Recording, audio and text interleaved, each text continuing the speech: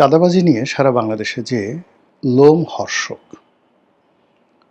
হৃদয় বিদারক, মর্মান্তিক, নির্মম এবং নিষ্ঠুর ঘটনা ঘটে চলছে এবং এ সকল চাঁদাবাজির যে সকল ভিডিও ক্লিপ, দৃশ্য সামনে আসছে,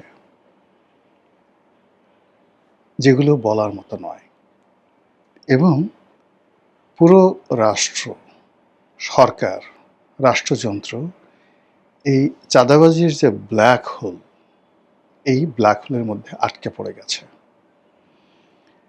এটি এত বড় রাক্ষস কিংবা ধরুন ক্যান্সার অথবা আর কি বলবো, করোনার মতো জীবন সংহারী হয়ে পড়ছে। যারা এই চাঁদাবাজির কবলে পড়ছেন, সেটা বিএনপির লোক হোক, আওয়ামী লীগের লোক হোক, জামাতের লোক হোক, সাধারণ মানুষ হোক, পুরো পরিবারের মধ্যে যে প্যানিক ছড়িয়ে পড়ছে, পুরো সমাজে যে প্যানিক ছড়িয়ে পড়েছে, আর সেই প্যানিকের সাথে যখন আমরা সংসদের ঠাট্টা মশকরা, কথাবার্তা বা সরকার যে মহাপরিকল্পনাগুলো শুনি, মনে হচ্ছে যে আমাকে একটা তলোয়ারের উপরে শুয়ে বা আমার পশ্চাৎ দেশ দিয়ে একটা তলোয়ার ঢুকিয়ে দেওয়া হয়েছে। তা আমার কোনো মতো প্রাণবায়ু আছে এবং আমার শরীরে যে রক্ত ঝরছে সেটা বোঝা যাচ্ছে না।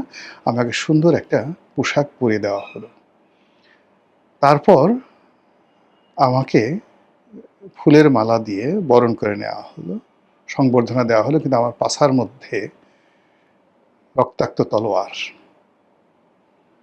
এরকম যখন একটা মানুষ, তারপরে বলা হলো তুমি হাসো, হাসতে বাধ্য করা হলো। যদি আমি না হাসি তাহলে ওই যে আমি যে মরে যাব, এটার সাথে বড় ব্যাপার হলো আমার আত্মীয় স্বজন সবাইকে জিম্মি করে রেখেছে যে বেটা তুমি তো মরবেই, এবং তুমি যদি এখন না হাসো তাহলে তোমার পুরো পরিবারকে মেরে ফেলা হবে।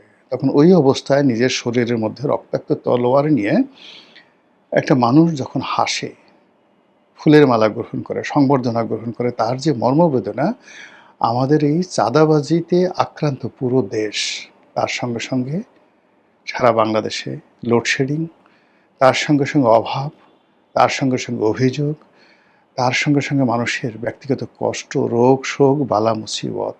সেই বালা মুসিবতের মধ্যে যখন কর্তা ব্যক্তিরা, ক্ষমতাসীনরা দাম্ভিকতা দেখায়, স্বপ্নের কথা বলে, দেশটিকে চাঁদের দেশে নিয়ে যাওয়ার কথা বলে এবং আরও অনেক কিছু বলে, যে অঝরে কান্না মানুষের ভিতরে